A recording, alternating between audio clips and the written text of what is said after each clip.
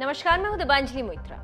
Israel में सबसे लंबे वक्त तक प्रधानमंत्री पद पर रहने वाले बेंजामिन नेतन्याहू सुर्खियों में हैं। बेंजामिन देश के ऐसे पहले पीएम होंगे जो भ्रष्टाचार के आरोप में जिला अदालत द्वारा शुरू किए जा रहे ट्रायल में पेश होंगे। इजरायल के संसदीय इतिहास में ये पहला मौका होगा जब देश के प्रधानमंत्री पद पर रहते हुए भ्रष्टाचार के आरोप में अदालत में पेश होंगे।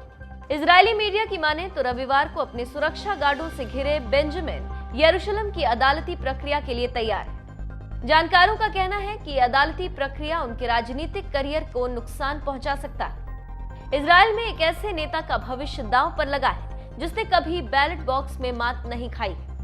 नेतन्याहू पर धोखाधड़ी, विश्वास भंग करने के साथ ही साथ कई और मामलों में रिश्वत लेने का आरोप है। उन पर अमीर मित्रों से शैंपेन और सिगार के डिब्बों जैसे महंगे उपहार स्वीकार करने का आरोप है।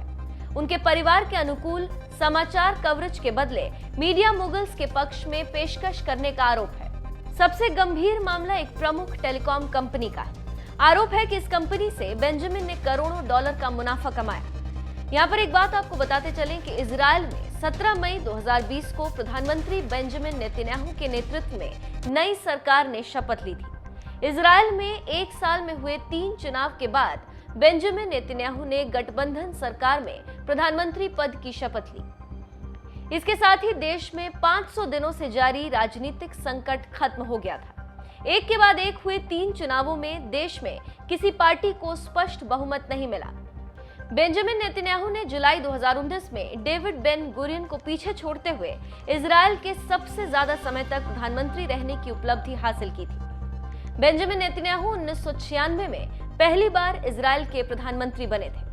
साल 2005 में नेतन्याहू लिकुड पार्टी के अध्यक्ष बने और फिर साल 2009 में दोबारा प्रधानमंत्री बने। बेंजामिन नेतन्याहू पर इस समय इजरायल में रिश्वत, भ्रष्टाचार, धोखाधड़ी और विश्वास तोड़ने के आरोप में मुकदमा चल रहा है। अब देखना होगा कि आगे कोर्ट क्या फैसला सुनाता है और इससे बेंजामिन नेतन्याहू के करियर पर क्या दाग लगता है। लेकिन कई विदेशी मामलों के जानकारों की माने तो अगर फैसला नेतन्याहू के पक्ष में नहीं आया तो ये उनकी जिंदगी का आखिरी पल होगा, क्योंकि उसके बाद तो बेंजामिन के पास कोई रास्ता ही नहीं बचता। लेकिन ये सब अटकलें हैं। सही और सटीक फैसला कल ही पता लगेगा जब कोर्ट कुछ कहे।